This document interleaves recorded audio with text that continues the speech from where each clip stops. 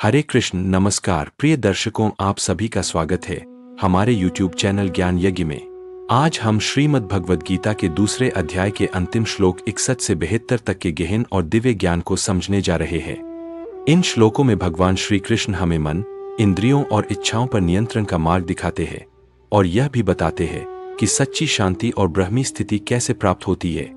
यदि हम इन शिक्षाओं को अपने जीवन में अपनाते हैं तो हम भीतर से मजबूत, शांत और संतुलित बन सकते हैं। आइए इस दिव्य ज्ञान यात्रा के इस अंतिम चरण की ओर बढ़ते। श्लोक 61 श्लोक तानि सर्वाणि संयमे युक्त आसीत मत्परः वशे ही यसेन्द्रियाणि तस्य प्रज्ञा प्रतिष्ठिता। हिंदी अर्थ, जो व्यक्ति अपनी इंद्रियों को वश में करके मुझ में स्थित रहता है उसकी बुद्धि स्थिर होती है।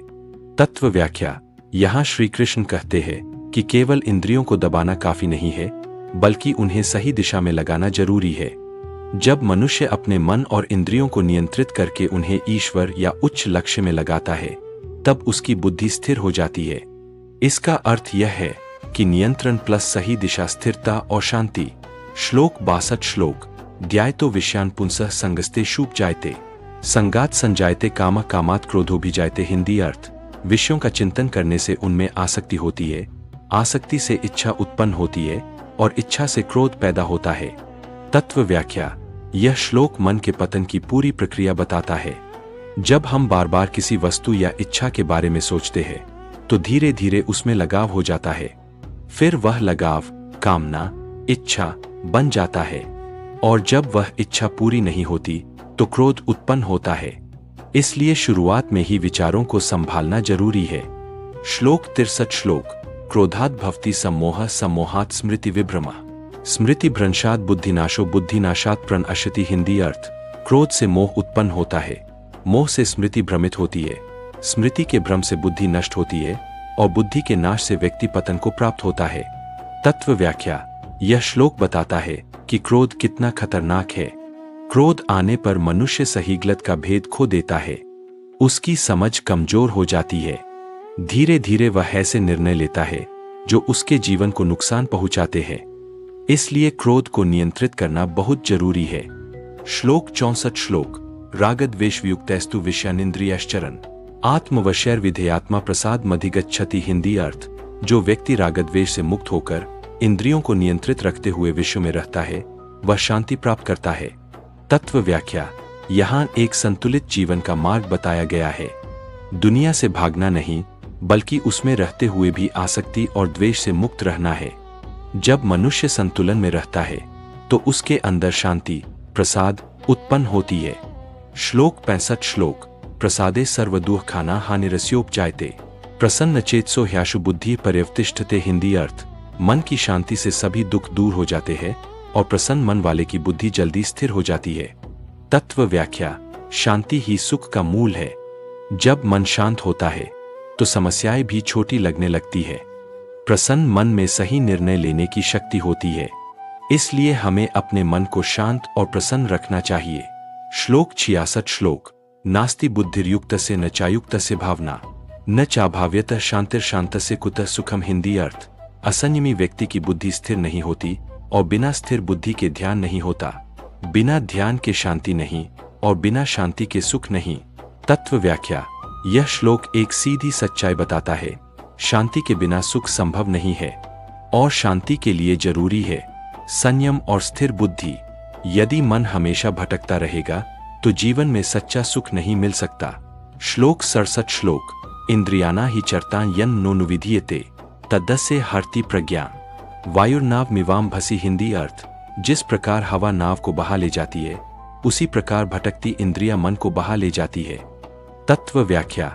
यदि मन इंद्रियों के पीछे भागता है तो वह नियंत्रण खो देता है। जैसे तेज हवा नाव को इधर उधर ले जाती है, वैसे ही असंयमित इंद्रियां मनुष्य को भटका देती है। इसलिए आत्मनियंत्रण बहुत जरूरी है। श्लोक 68 श्लोक तस्माद्य से महाबाहो निगृहीतानि सर्वशः इंद्रियाणि इंद्रियार्थेभ्यस्तस्य प्रज्ञा प्रतिष्ठिता। हिंदी अर्थ, जिस व्यक्ति की इंद्रियां पूरी तरह नियंत्रित है उसकी बुद्धि स्थिर होती है। तत्व व्याख्या। स्थिर बुद्धि का आधार है इंद्रियों पर नियंत्रण। यह नियंत्रण जबरदस्ती नहीं बल्कि समझ और अभ्यास से आता है। ऐसा व्यक्ति जीवन में संतुलन और सफलता दोनों प्राप्त करता है। श्लोक 69 श्लोक या निशा सर्वभूताना तस्यां जागृति संयमी यस्यां जागृति भूतानी सा निशा पश्यतो मुने। हिंदी अर्थ, जो सभी प्राणियों के लिए रात है उसमें संयमी जागता है, और जिसमें सब जागते हैं वह ज्ञानी के लिए रात के समान है। तत्व व्याख्या। ज्ञानी व्यक्ति दुनिया को अलग दृष्टि से देखता है।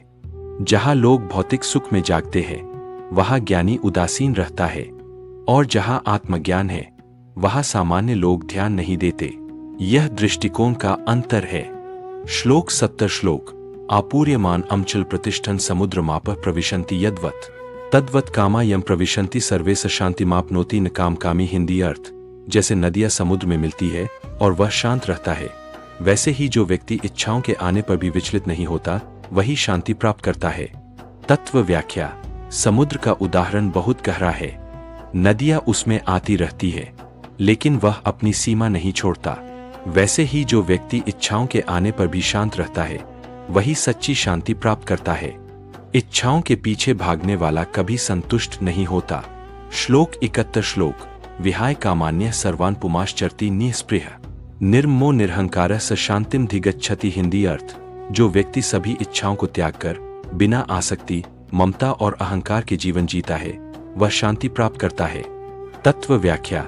सच्ची शांति पाने के लिए इच्छा, ममता और अहंकार का त्याग जरूरी है। जब मैं और मेरा का भाव खत्म हो जाता है तब मनुष्य स्वतंत्र और शांत हो जाता है।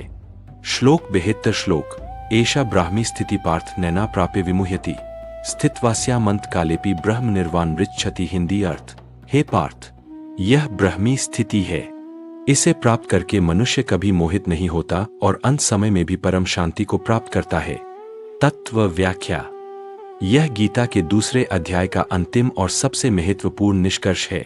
ब्रह्मी स्थिति वह अवस्था है जहां मन पूरी तरह शांत, स्थिर और आत्मा में स्थित हो जाता है।